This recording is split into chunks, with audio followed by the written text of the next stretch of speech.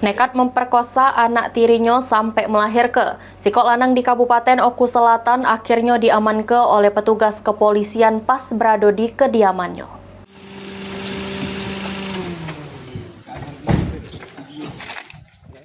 Dodi Iskandar lanang berusia 40 tahun yang berprofesi sebagai petani warga Desa Ulu Danau, Kecamatan Sindang Danau, Kabupaten Oku Selatan ini cuma pacak pasrah pas diamankan oleh petugas kepolisian.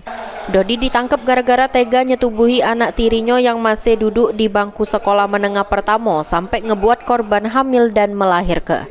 Tertangkapnya tersangka sesudah petugas kepolisian melakukan penyelidikan dengan melakukan tes DNA terhadap anak yang dilahirkan oleh korban.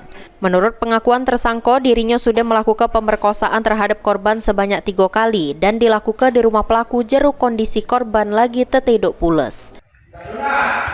Setahunan, 2 tahunan. Itu menyetubuhnya itu kapan itu? Pagi hari atau malam? Itu di mana itu? Jam 9, jam 10. Itu kondisi di rumah, ada siapa saja di sana?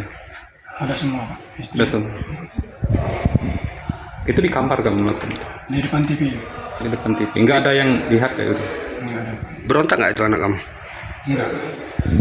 Itu sekarang anak kamu ini melahirkan ya? Ya.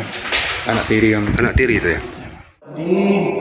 Disetubuhi oleh bapak tirinya tersebut dengan lokasi atau TKP-nya di rumah mereka sendiri.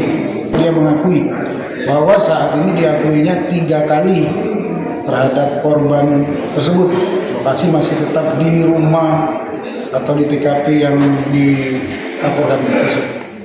Guna pertanggung jawab ke perbuatannya, selanjutnya tersangka yang dijerat Undang-Undang Perlindungan Anak ini harus ngeraso ke dinginnya sel tahanan Polres Oku.